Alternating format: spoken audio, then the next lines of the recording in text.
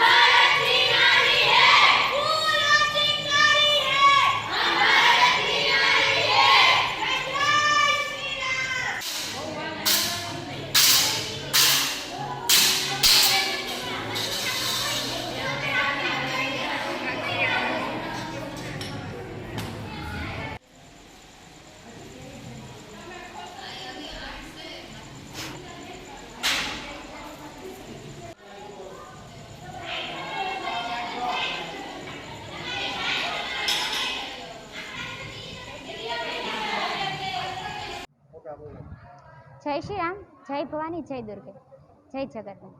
આસ્થા મેર દુર્ગા વાહિની જિલ્લા સંયોજિકા. હાલ અત્યારે ભગવાન જગન્નાથજીની રથયાત્રા 40મી થવા જઈ રહી છે. તેમાં દુર્ગા વાહિનીની બહેનો સતત ચોથા વર્ષે પણ સહભાગી થવા જઈ રહી છે. જેમાં ભાઈઓ સહભાગી થઈ શકે તો બહેનો કેમ ન થઈ શકે?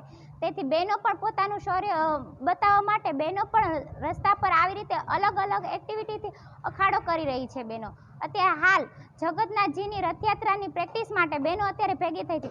40થી 45 જેવી બહેનો ભેગી થઈ છે. એમાં અલગ અલગ અવનવા દાવ કરી રહી છે. જેમાં તલવારબાજી છે, પટ્ટાબાજી છે, ટાઈગર જમ્પ છે, તલવાર યુદ્ધ છે, દંડ યુદ્ધ છે, ચક્ર ફેંક છે, જેવા અલગ અલગ અવનવા કરતબો કરી રહી છે. જેમાં દુર્ગા વાહિનીની બહેનો અલગ અલગ કાર્યક્રમ પણ કરી રહી છે. જેમાં જાગરણનો કાર્યક્રમ છે, ગોપાષ્ટમી છે, જન્માષ્ટમી છે, રક્ષાસૂત્ર છે, એમ બહેનો અલગ અલગ કાર્યક્રમ પણ કરી રહી છે.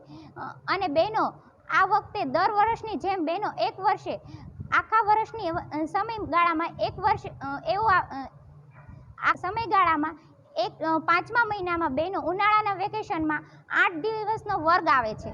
તેમાં બહેનો ગમે તે જિલ્લામાં ગમે ત્યાં થાય છે. અને અલગ અલગ બહેનો 15થી 35 વર્ષની ઉંમરમાં બહેનો વર્ક કરે છે. જેમાં દંડ, નિયુદ્ધ, તલવાર વિવિધ અલગ અલગ આવે છે. જય શ્રી રામ.